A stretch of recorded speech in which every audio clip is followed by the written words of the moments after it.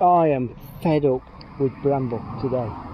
A lot of my time's wasted on picking something up, carrying it long distances, putting it back on the floor again. Heated seats. Oh my goodness, I've never had a truck with heated seats before.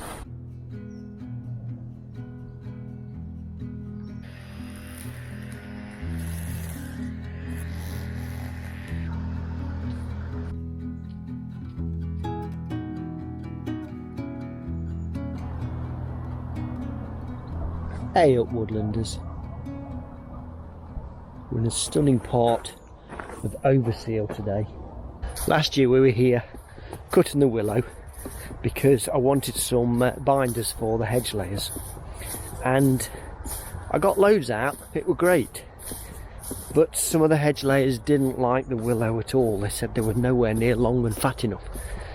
So one chap, he was more than happy with what I got. I won't do it for any other hedge layers because what I ended up doing was having to credit them all back their money, which wasn't great for business.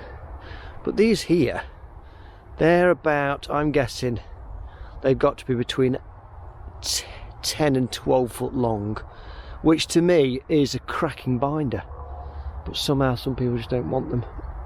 I need about 200.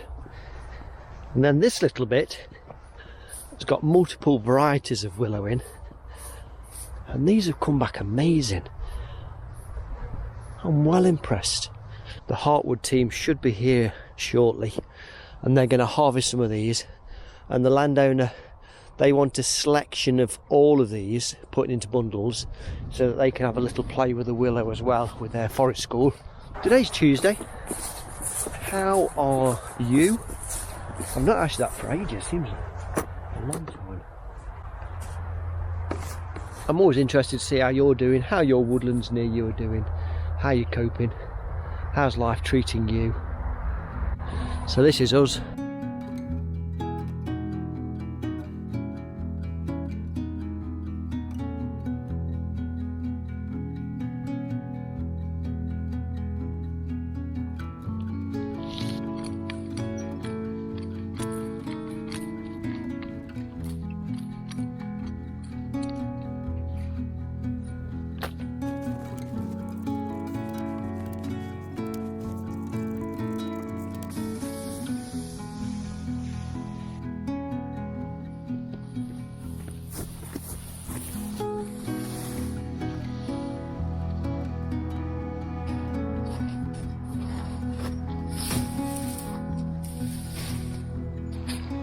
We've done our little hedge line, that's all finished. Heartwood have been in, coppiced or copparded all of those willows, and this has come out great. Last year I experimented with cutting off a few stems close to the ground. There's one there, look. Just to see what the damage was from rabbits, how it recovered. I think it didn't throw up as many shoots because of course you've got a clean stem it's got to throw up from. So as an experiment it was worth a try, but I don't think I'm about to drop all this down to ground level because they do just seem to do okay as they are.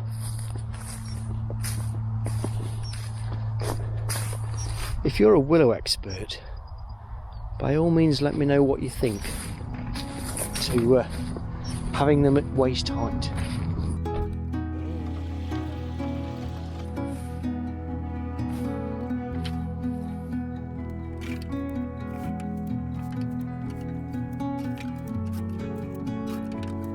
Just managed to bag up some charcoal to make use of my last few minutes of daylight.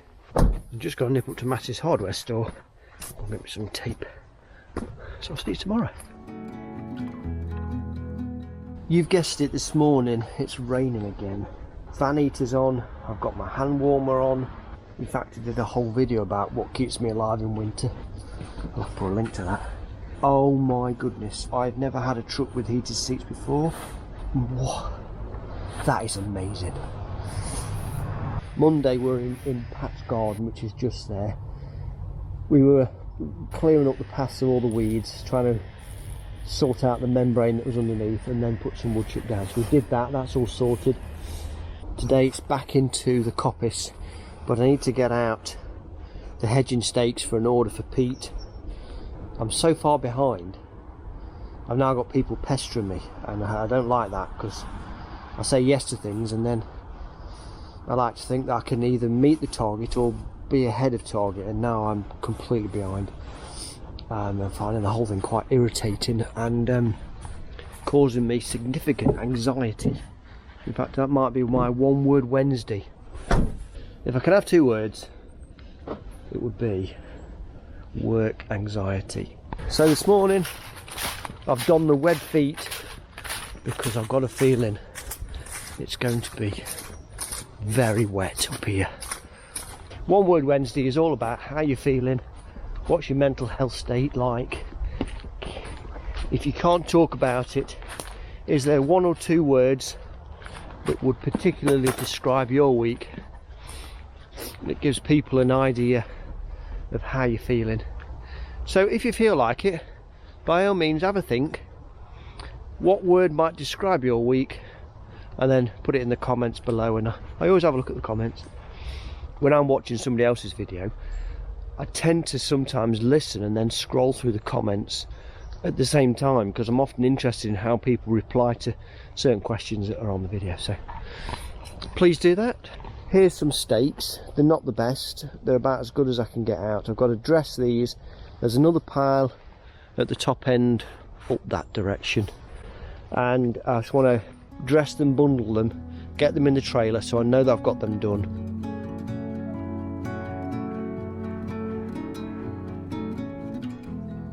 That's all those bundled up. I managed to get 90. It's not too bad. I'm feeling weak today, I don't know why. I was just thinking to myself,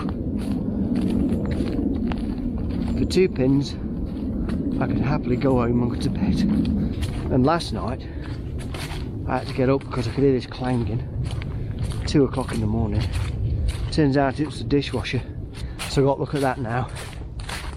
And then the back brakes are rubbing on the car, so I've got to look at that now. Oh, it never ends here. One day I'll get to do some woodland work. I've decided next I'm going to dress these rods here. There's a few over here somewhere. If you're not ever so familiar with dressing, it means you nip off all the tiny little branches. I'll show you.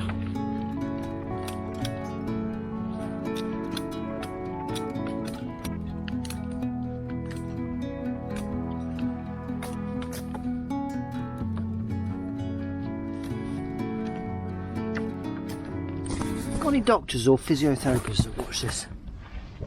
I very much doubt it. If you're a doctor or an expert like that, I've got pain in my elbow, so not the outside of the elbow. I've had tennis elbow, which all goes up there. Now I've got problems on the inside of my elbow, so there's a bone. Feels like a oh wow, there, that bone there. It hurts when you use it, but when you press it, man, it hurts. But if you know what that is, and whether you've got a little cure for me, that'd be great.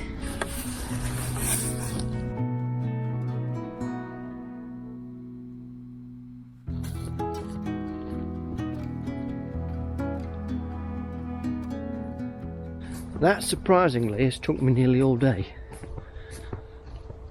My days aren't the most productive at the moment because I don't get on site till about 9:30 due to commitments and things. I was going to go home at half day, so I'm glad I stayed. We're in the middle of decorating Ellie Ray's bedroom, and I'm feeling the pressure of that now as well, because there's stuff everywhere. I'll see you tomorrow. And these wellies have rubbed my legs sore. On my mind today, I've been thinking, what can I do to increase efficiency? Because I'm always looking for ways to try and be less physical on me and save me time and be a bit more productive.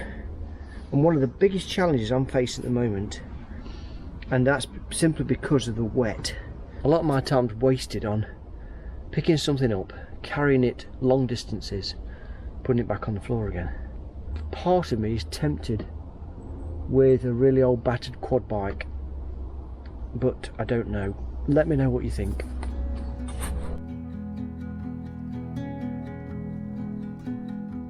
Good girl, you sit.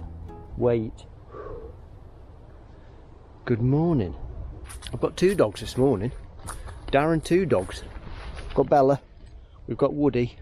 Woody's following us because Bella's here. It'd be nice to have got all this down in one day, but there's not a chance. I've got this, there's about 20 stalls, so that's probably a good 2 days work in that. But we'll set up camp, do a bit of a time lapse. It's an absolutely stunning day. We have blue sky and we had incredible sunrise this morning. Oh, it was just awesome. I managed to get a time lapse. We'll pop some music on and oh, Jeff's telling Woody off. Jeff's took him out of the way, and yes, that means we can crack on now. Bella's tethered, so she'll just watch and supervise while I...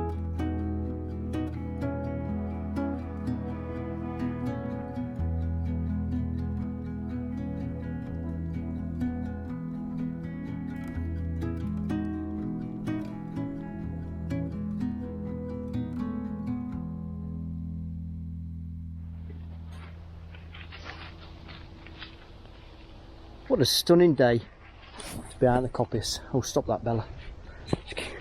She keeps yanking on the lead. I think we'll have to have a couple of these pines out to create a bit more space, and then there'll be a couple of oaks to take out there, and then this viburnum stuff here. I had some interesting suggestions about deer control, how to manage the coppice because of deer. This way, Bella. What I am going to try is one of the suggestions of to put brash on the stools. I don't really want to, oh sorry Bella, don't really want to start building big dead hedges because of the time it takes me to do it, and there's just no money in it. That's the way it's down to. It's just, this is hard to compute really, because in the future you could end up with absolutely no coppice at all. So there's that side of it. So you're trying to invest in the future. So spending days building dead edges, I can't justify it at all. So what I thought was, I'll invest a little bit of time, maybe about half a day. The stalls that I've cut down, I'm going to put some brash on them. I don't like that method. I feel that the hazel comes back wonky. As the hazel tries to zigzag its way up through the brash, it ends up creating this wobbly effect. Maybe there'll be a market for that in the future. I've got Bella yanking me down the street like a husky. So I will bid you farewell just for now, and today's Friday, so I'll see you Monday, and I think Monday we're in another coppice. We'll introduce you to that one. See you there.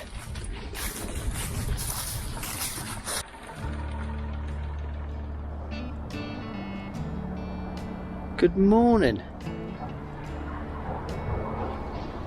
We're out in Walton-on-Trent this morning.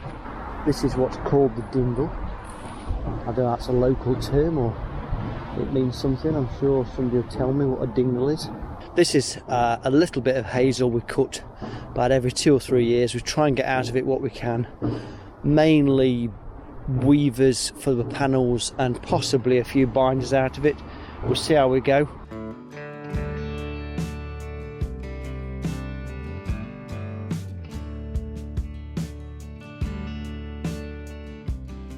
Things are not going too bad here at the moment, apart from just a little bit of rain.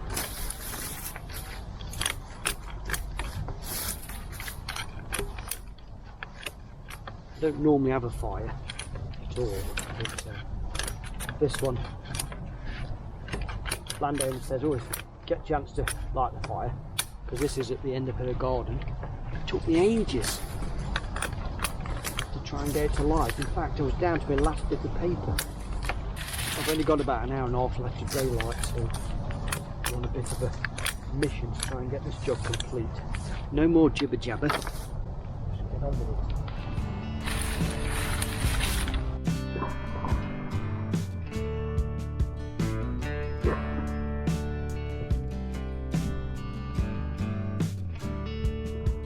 Just finished bundling up these. Just got to tend the fire, make sure that's okay. That took a lot longer than I expected. I don't know why. I must be losing my touch. Although to be fair, I was faffing about with the fire for an hour, so that wasn't great. And see you in the morning for some more adventures.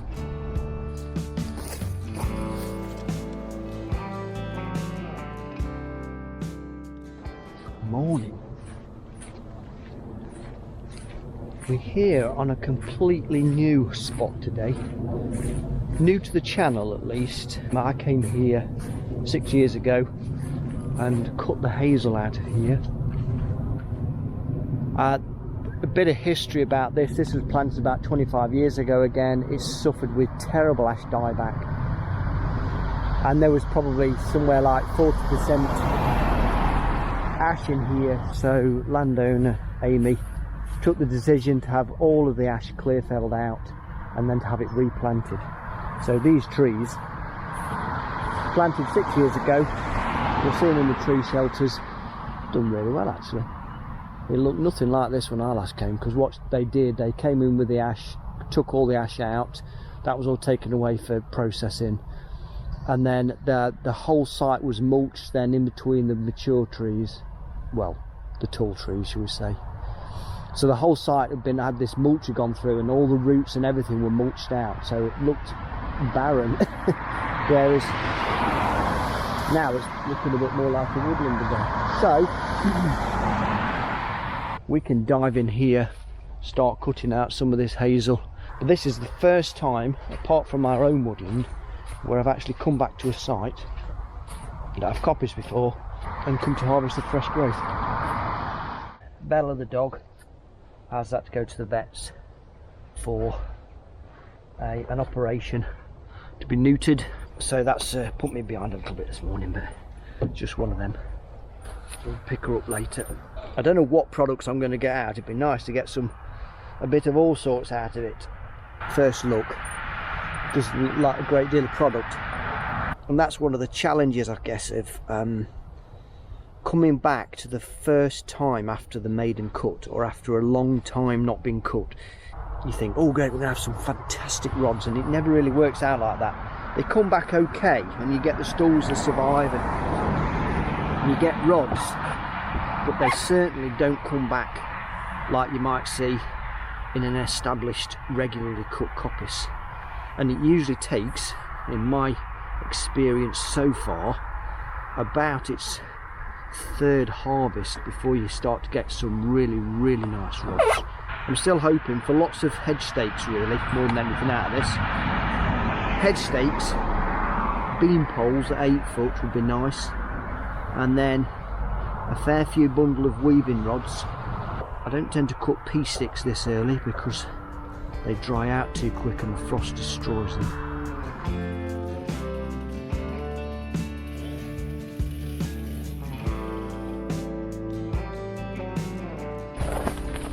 There's a lot of bramble, I know that. So in 6 years we've got stems that are up to about 2 inches max, but they're on average about 1.5 inches, 1.75 inches, and there should be some half decent stakes in amongst this lot, and in this bundle here as well, which is good. But you can see the size of these birch here, look. And birch don't cast a heavy shade, but they do cast shade, and just a bit concerned about that, really.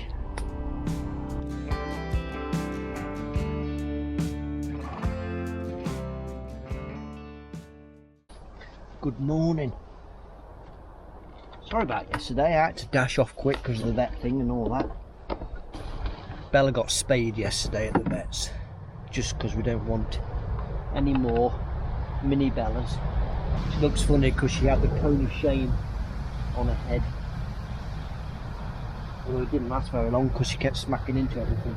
So now she's wearing a baby grow, which is also quite funny. I noticed that some of the trees that were planted 6 years ago have grown really well, to the point where the shelters that they're in, these green shelter things here, they've grown so much that they have split the shelter in 6 years, and I was amazed by that. Turns out they're older, and this is quite a wet, it's at the bottom of the bank as well. It's also a wet field, and it's on the Trent Valley, so there's quite a lot of water lying about. Slightly different cutting method to what I'm used to, because I'm normally an overstud hazel, which is a case of doing each stem at a time and processing each stem and then clearing up the brash. This is completely different how you do these. You tend to cut and lay in drifts, so you try and lay all the stems together rather than crisscrossing each other, because it just makes it a mess. And in good coppice, you'd lay in drifts, sort of cut one way and lay in drifts that way, and then cut the other stems and lay in drifts perhaps that way, whatever really works for you. I've tried to lay in drifts here, so there's some going one way and then some coming up this way towards the camera. There's some really nice stems in that bit across there. Some of it's a bit gnarly in places.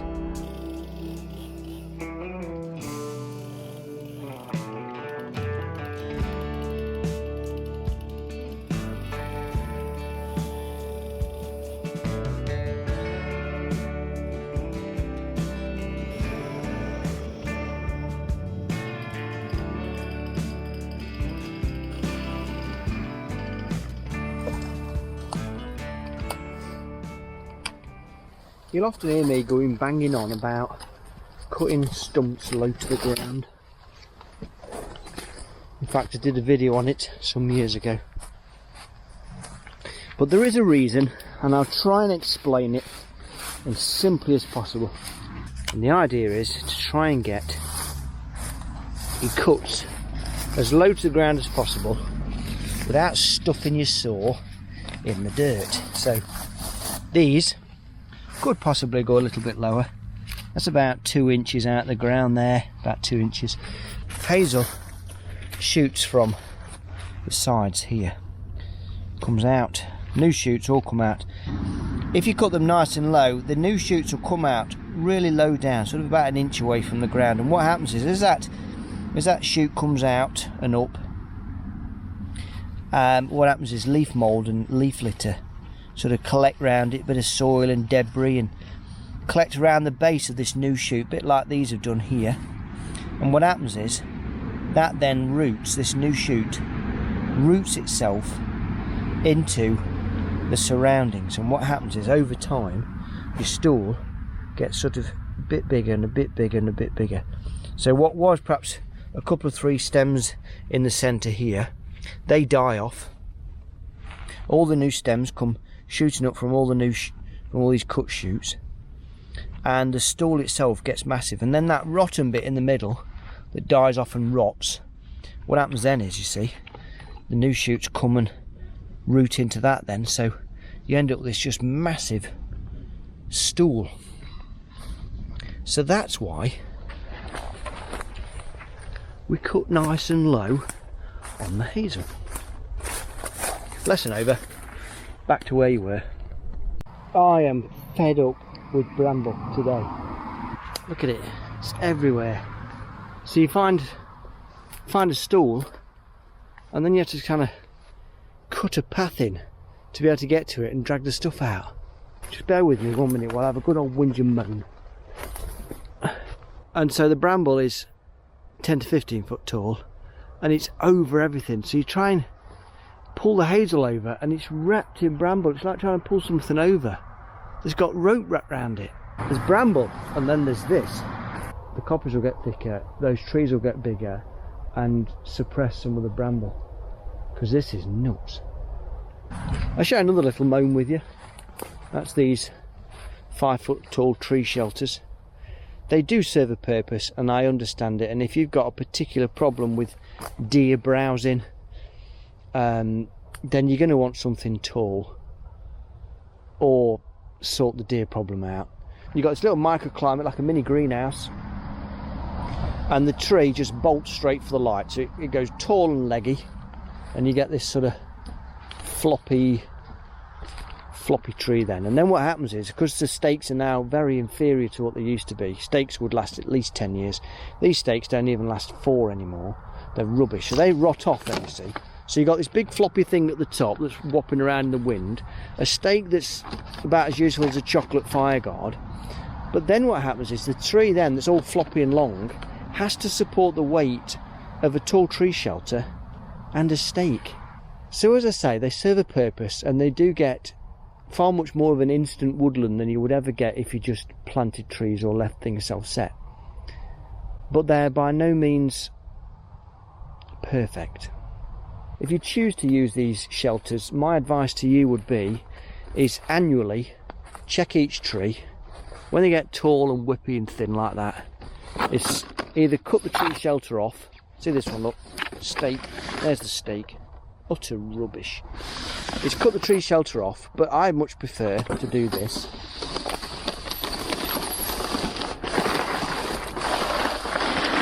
If you can, and then you can reuse the shelter again. I've still got tree shelters up the woodland that are 25 years old, and I reuse them all. I store them away, out the sunlight, when I need them, reuse them, and I've some tree shelters I've now reused 5 times, and they're still great. Anyway, rant over. I'm sorry about that. I just had to get that out of my system. I'm going to have some lunch and I'll shut up then. On a much more positive note, while I'm cutting, my brain's whirring away because you just sort of go into autopilot. And I was talking to the landowner. She's like, oh, look at that little oak there. You'll protect that, won't you? And I'm like, yeah, of course I will. Everyone seems to love an oak tree. I love oak timber. I love the trees themselves. I love trees for lots of different reasons. But it made me think, what is your favourite tree and why? And just surprise me with your answers. I work a lot with hazel and I find it incredibly versatile. But sweet chestnut, although I think they call it an honorary native now, it has so many uses and it's such a lovely tree with fantastic nuts. I think, for me, hazel and sweet chestnut are a joint first. But I would love to know, what is your favourite tree and why?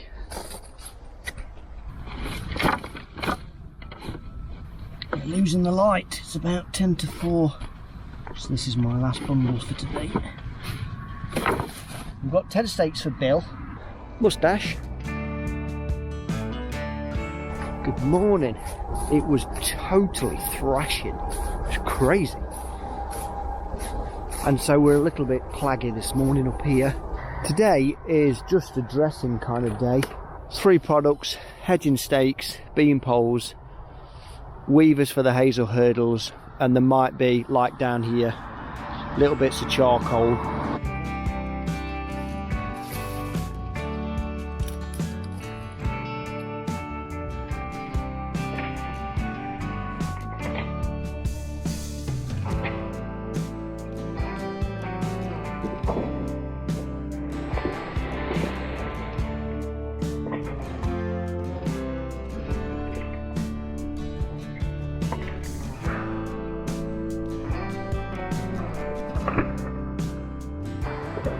We've had a really good day today. We've got a massive storm coming in at about 3:30. Well, we've got things like weaving rods, hedge laying stakes, beam poles, more weaving rods, more hedge laying stakes. I've got to grab some of these bundles, stuff them in the trailer, so I've got a reasonably full load to go back to our woodland with. Unload our woodland of those, and on some of them, we're just here. I managed to get a hedge laying stake, another hedge laying stake, and sometimes even a beam pole at the end of it. Now if we'd got Hazel Coppice like that, that'd be fantastic.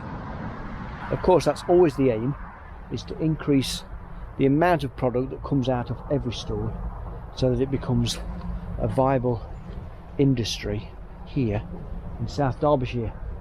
I'm going to go, it's the end of this woodlog, and if you're able to, let me know what your favourite tree is and why, and I'll see you on the next one.